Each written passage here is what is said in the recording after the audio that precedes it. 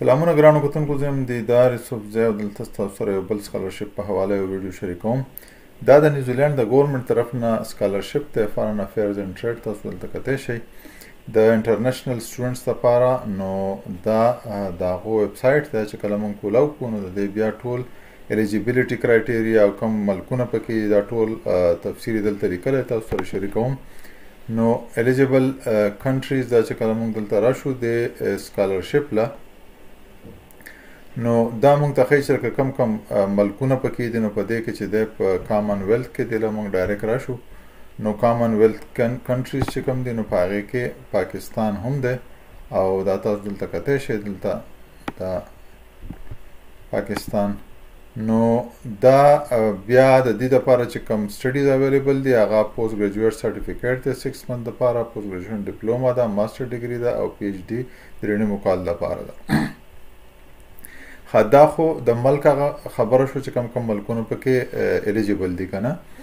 بیا لکه دا سکالرشپ چې دا فولي فنډډ سکالرشپ دی او دا تاسو دلته کتی شئ، دلته د دې دا پوره هینډ بک کتی شئ. نور کو تاسو څه غواړئ دا ټول معلومات دلته حاصلولی شئ. خو کوم فاینانشل سپورټ چې دی هغه تاسو ته ښیم زه دا ګوره فولي فنډډ چې ما ورته وویل نو فول ټیوشن فیس دی او د هفتې چې بیا دی 491 نیوزیلند کوم ډالر چې دی هغه به تاسو له سټیپنډ درکوي او بیا چې دی اسټابلیشمنټ الاونس چې دی $3000 د دې نه علاوه میډیکل انشورنس کوم چې ډېر ضروري دی هغه د ټریول تاسو چې کله راځئ دلته نو بیا چې کله تاسو دلته دیو ته خپل رسیدونه وښیئ نو تاسو ته به هغه پیسې هم واپس شي. ټریول انشورنس هم دی. دا ټول څیزونه پکې کور دي او د دې نه علاوه دا تاسو نور تفصیل هم دلته د دې کتی شئ. ښه اوس راځم لکه دې طریقې له چې چیک الیجیبل کنټریز که نه دا خو موږ وم کتل په دې کې پاکستان ما وخو پاکستان پکې راځي. بیا دویمه خبره چیک الیجیبیلیټي کرایټیریا نو تاسو دا بیا لکه د سټوډنټانو یا سکالرز دپاره ده نو څه به دې وکئ. دا د ایج ریکوایرمنټ دی که نه د خپل لیکلی د هر پروګرام دپاره د خپل ایج ریکوایرمنټس دي. بیا امیګریشن دپاره به لکه ویزا ریکوایرمنټس څه دي او څنګه به تاسو ویزا حاصلولی شئ دا په دې کې دا تفصیل تاسو بیا ټول دلته کتی شئ. بیا چې د اکیډمیک انګلیش ریکوایرمنټ فار نیوزیلند که نه نو د دې هم دغه اکیډمیک ریکوایرمنټ دی پی ایچ ډي دپاره او د ماسټر لیول دپاره دغه 6.5 تقریبا ټول دغه یي او دا ټول ټیسټونه لیکلي دي چې لکه کم کم دپاره تاسو دیو لکه کم کم اکسپټ کوئ. لکه آیلټ ما څنګه تاسو ته ووایي شپږو نه کم نه دی پکار او 6.5 سکور چې دی اوورال پکار دی په هر یو بینډ کې 6 پکار دی. دغه شان د ټوفل خپل سکور دی. دا تفصیل تاسو ټول دلته کتی شئ د ټیسټونو ده. د هغې نه پس بیا وایي سکالر مست کنټریبیوټ ټو دیئر کنټري ډپلایمنټ. بیا چې ډیولپمنټ کله چې بیا ځئ نو هلته به بیا تاسو کنټریبیوټ کوئ او ورک ایکسپیرینس ریکوایرمنټ دا بیا د ورک ایکسپیرینس څومره ګنټې پر ویک ستاسو له ورک ایکسپیرینس پکار دی ستاسو د جاب په مناسبت سره. دا لکه د دیو الیجیبیلیټي کرایټیریا ده تاسو بیا تفصیل کتی شئ. د هغې نه ریسرچ سټډیز سبجیکټس که نه بیا که موږ دا وګورو نو دې چې دي نو پیسفیک دپاره بیا زموږ د کامن ویلث کم کنټریز چې دي په هغې کې موږ وګورو ریکمنډډ سبجیکټ چې دي ورکړي دي نو بنګلادیش، پاکستان، انډیا دا سریلانکا دیو دپاره نو دا چې دي نو دې په دې دغه کې سبجیکټ چې کوم دي په هغو کې لکه دیو ته دا سکالرشپ چې دی اویلیبل دی لکه کلایمټ چینج باندې دا ټول تاسو کتی شئ. ډیزاسټر ریسک مینجمنټ دا دي. فوډ سیکیورټي اګریکلچر کې دي. رینیویبل انرژي ده او د دې نه پس ګډ ګورننس لکه ګورننس باندې پبلک ګورننس او دا ټول دغه چې دي دا په دې کې دا څیزونه چې دي نو په دې سبجیکټس کې تاسو ته الیجیبیلیټي شته چې تاسو ته دا سکالرشپ میلاو شي. بیا اویلیبل کورسز چې کله تاسو دغه کوئ ګورئ نو اویلیبل کورسز لکه دا اته یونیورسټیانې دي په دې کې تاسو دا ځان له چوز کولی شئ چې کوم یونیورسټي کې کوم پروګرام تاسو کتی شئ. د دې نه علاوه نور انسټیټیوټ چې ټیکنالوژي دپاره د دې د تفصیل تاسو دلته کتی شئ چې کوم انسټیټیوشن دي او په هغې کې کوم څنګه اپلای کول غواړي. بیا چې دی نو دوی وایي چې how to apply for a scholarship. اوس خبره دا ده چې لکه اپلای به څنګه کول غواړي نو اپلای د هر ملک دپاره د دوی وایي چې جدا ده د هغې پاکستان لکه موږ راشو کامن ویلث کنټریز how to apply د HEC په ترو باندې ده. اوس دلته موږ دا کتی شو چې کوم دغه کنټریز چې کوم دي کامن ویلث کنټریز هغې کې دلته دا ټول تفصیل دلته لیکلی په دې لینک کې. بیا کو دې PDF له موږ راشو نو دا تاسو کتی شئ چې دا ټول د ملکونو هغه چېرته چې اپلای کول غواړي نو پاکستان هغه کله راشو نو دا چې دی HEC په ترو باندې به دا اپلای کول غواړي دلته دا ټوله قصه لیکلې ده. نو دا هایر ایجوکیشن کمیشن قانون HEC په ترو باندې به دا اپلای د هغو ویب سایټ ته به لاړ شئ دا به اپلای کول غواړي. بیا خبره دا ده چې لکه HEC والا اپلای به څنګه کوو نو موږ دا دې چې وایي که نه دا خبره چې کله کوي نو دلته چې دی تاسو به هلته ورشئ دا کانټیکټ د نامینیټینګ ایجنسي. اوس نامینیټینګ ایجنسي چې دا هغه په پاکستان کې HEC ده نو د هغو ته به ریکویسټ وکړئ چې تاسو له یو پیپر اپلیکیشن فارم درکړي. تاسو به د هغو نه پیپر اپلیکیشن فارم راواخلئ او هغه اپلیکیشن فارم چې کوم دی نو هغه به تاسو ډک کړئ هغو ته به واپس کړئ او په هغه وخت کې په کوم وخت کې چې دا سکالرشپ اوپن وي او دغه چې دی په دې فروری کې چې دی دا اوپن کېږي تاسو ته به اوس زه وښیم یو ځای ما کتلي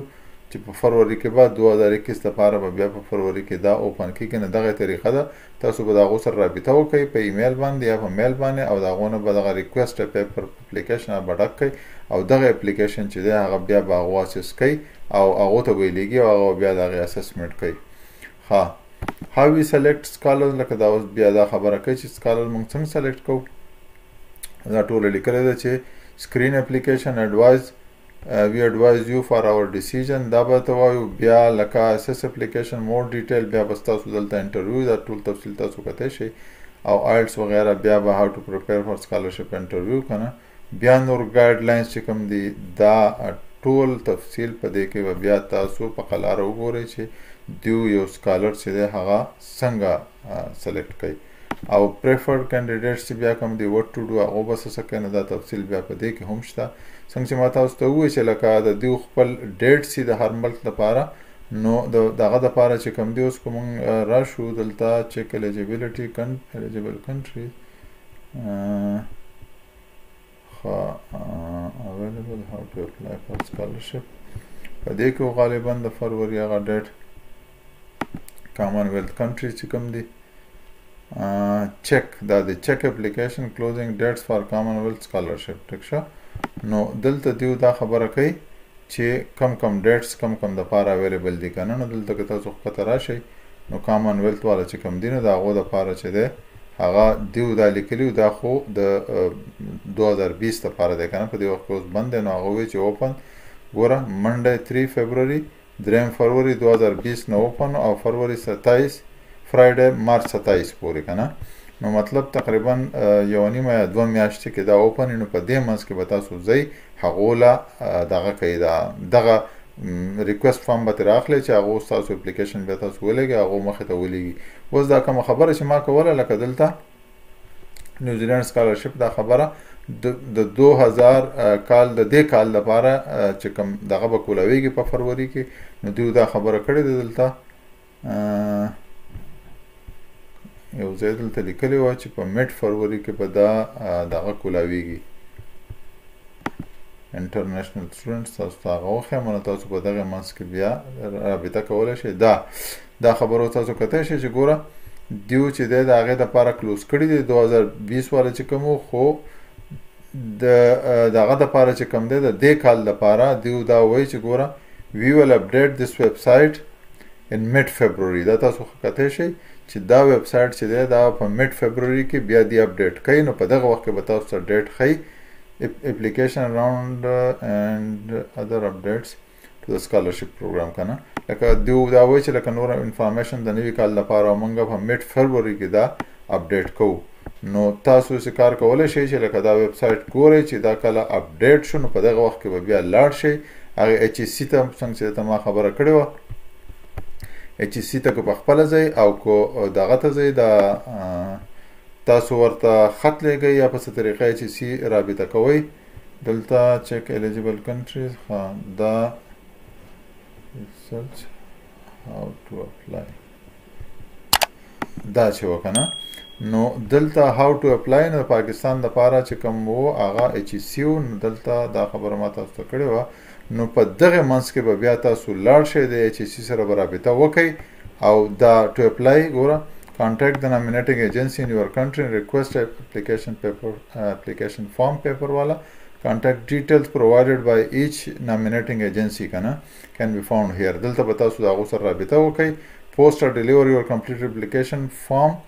back to the nominating agency in your country before the application closing date تاسو به دغه فارم چې تاسو له درکې نو هغو ته به تاسو بیا ولېږئ که بای هینډ ورکوئ او که ماته پته نشته نور طریقه او که په ایمیل کې لېږئ که بای ایمیل لېږئ خو چې دغه کلوزینګ ډیټ چې کوم دی ورکړئ نو چې د هغې نه مخکې بیا تاسو هغو ته ورسوئ نو کله چې تاسو هغو ته ورسوئ نو دوی دا وایي چې می خواوشا به تاسو ته بیا هغه تاسو سره رابطه کوي بیا به تاسو په دغه یونیورسټیانو کې په یو یونیورسټي کې به ایډمیشن واخلئ د هغې نه مخکې او چې کله بیا تاسو سره رابطه وشي نو هغه بیا تاسو ته نور پروسیجر ټول وښیي نو دا یو ډېره ښه اپارچونټي ده د نیوزیلینډ د طرفه او د هغو د ګورنمنټ طرفه یو ښه سکالرشپ دی مننه